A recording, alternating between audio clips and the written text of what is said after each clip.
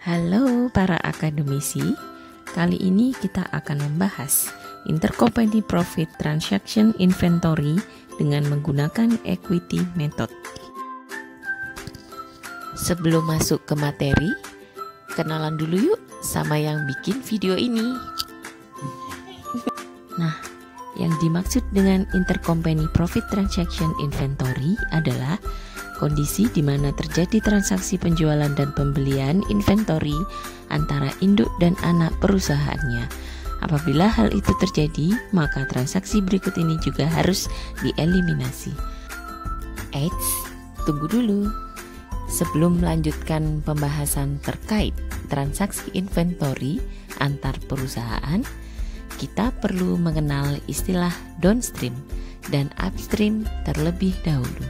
Apabila induk perusahaan menjual inventory kepada anak perusahaannya, maka disebut penjualan downstream. Sebaliknya, jika anak perusahaan menjual inventory kepada induk perusahaannya, maka disebut penjualan upstream. Pertama, yang harus dieliminasi yakni transaksi jual beli terkait inventory, yakni akun sales dan COGS senilai harga jual atau harga beli antar kedua perusahaan. Contohnya, pada tahun 2017 terjadi transaksi jual beli barang dagangan antara induk dan anak perusahaan. PT Padi sebagai perusahaan induk dengan kepemilikan 80% menjual inventory kepada PT Sapi sebagai anak perusahaan dengan harga jual yakni 100 juta.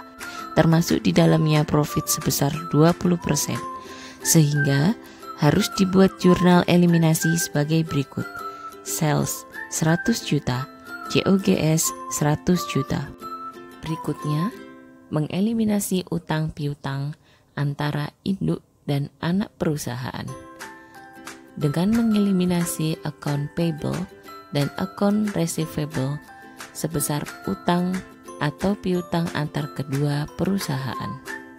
Dari transaksi antara perusahaan induk dengan anak perusahaan sebesar 100 juta sebelumnya, pembayaran dilakukan dengan cash sebesar 70 juta dan sisanya dibayar secara kredit, sehingga jurnal eliminasinya account payable 30 juta, account receivable 30 juta. Apabila terdapat barang dagang yang dibeli dari perusahaan terkait masih belum terjual kepada pihak luar sampai akhir periode, maka dalam persediaan akhir tersebut masih terdapat laba yang belum direalisasi milik penjual.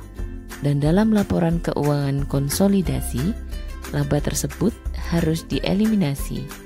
Nilainya sebesar profit yang terkandung dalam ending inventory. Contohnya, dari transaksi sebelumnya, pada akhir tahun terdapat persediaan akhir sebesar 20 juta. Jurnal eliminasi COGS 4 juta, inventory 4 juta.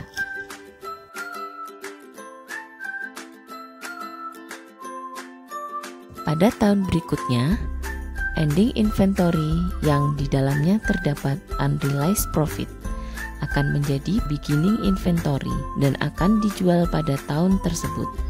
Jika inventory tersebut terjual, maka laba yang ditangguhkan pada periode sebelumnya telah terrealisasi, disebut dengan realized profit, yang juga harus diakui dengan jurnal sebagai berikut.